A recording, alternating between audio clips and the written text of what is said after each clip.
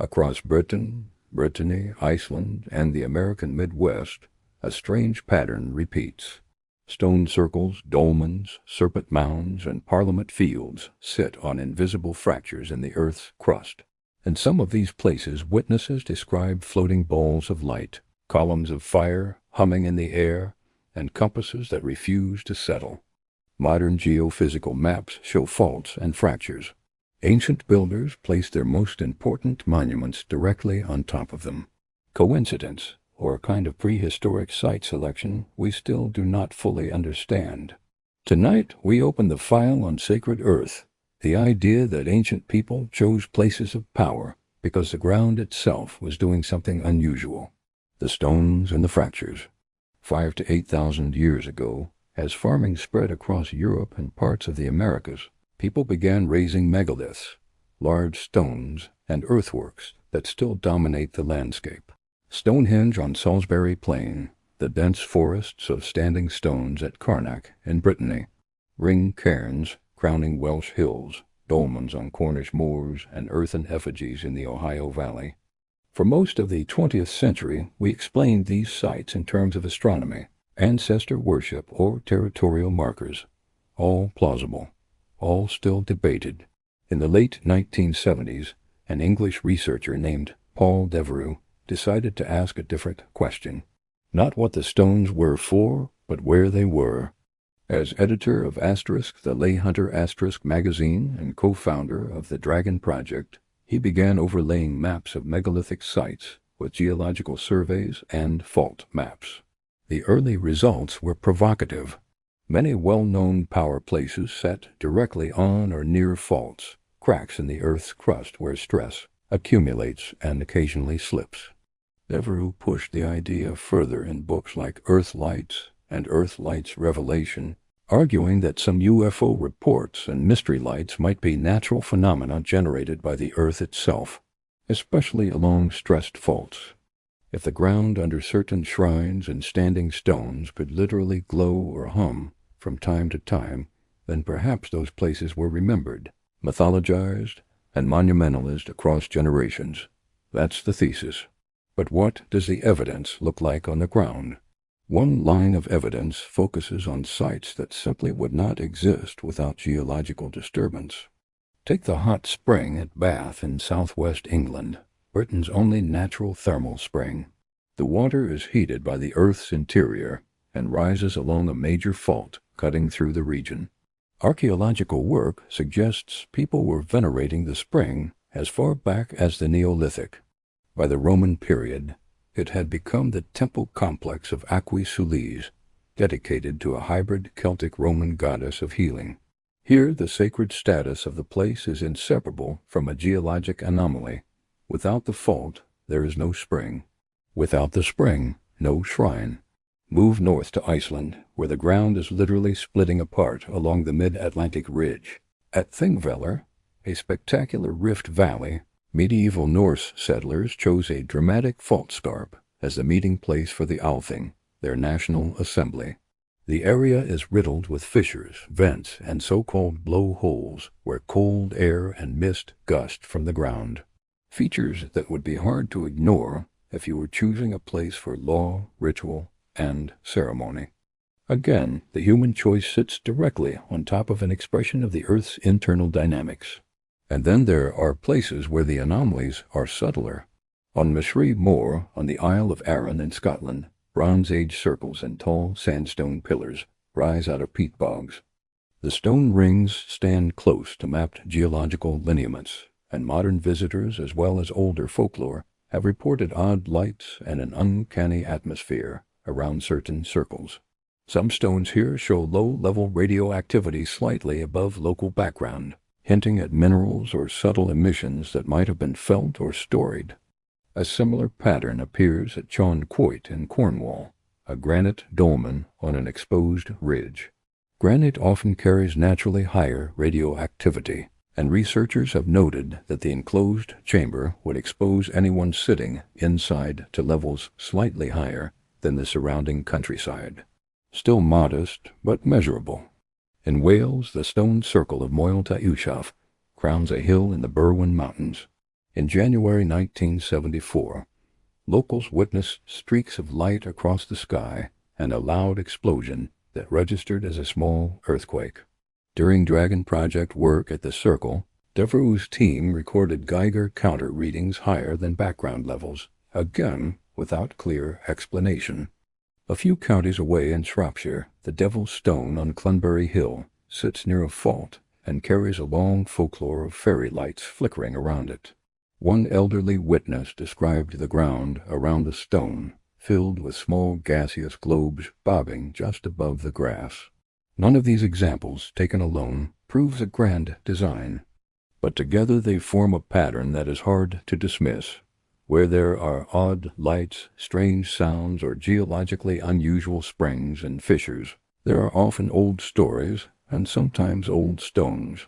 If some sacred sites coincide with geological disturbances, what exactly is happening there? The term earth lights has been adopted for a class of rare luminous phenomena, floating balls, glows, or columns of light that appear close to the ground and are sometimes associated with tectonic activity. Persinger's ideas remain controversial, and attempts to replicate his results have produced mixed findings.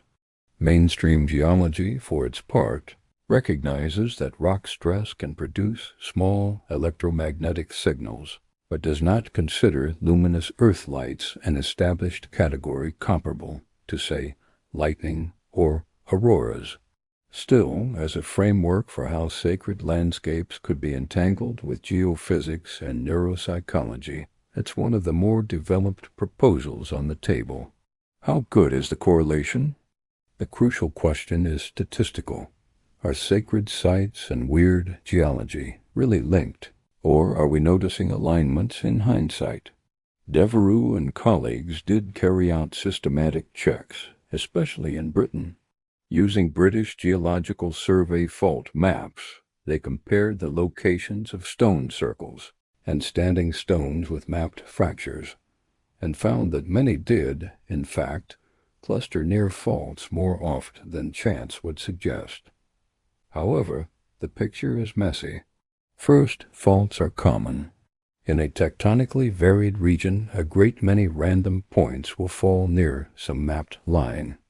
If you only highlight the hits, the Bath Hot Spring, the Althing Rift, the particularly dramatic stone circles, you can fool yourself into seeing a deliberate pattern. Second, not all megalithic sites fit the hypothesis. Many lie on stable ground with no known faults, hot springs, or reports of luminous phenomena. Others were clearly placed for topographic or astronomical reasons.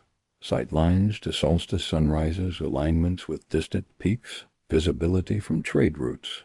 Third, even where the correlation is real, the cause is unclear. Did ancient builders know they were building on faults? Or did they simply respond to obvious surface features, springs, fissures, unusual rocks that happened to mark deeper geology? Most archaeologists lean toward the latter. It doesn't require advanced science to notice that a particular valley periodically glows, rumbles, or breathes cold air from cracks in the ground. Over generations, such places would gain stories. Stories, in turn, attract ritual, burials, assemblies, stones. Skeptics also point out the risk of confirmation bias. Many of the light stories around modern power places were collected after Devereux's work became known.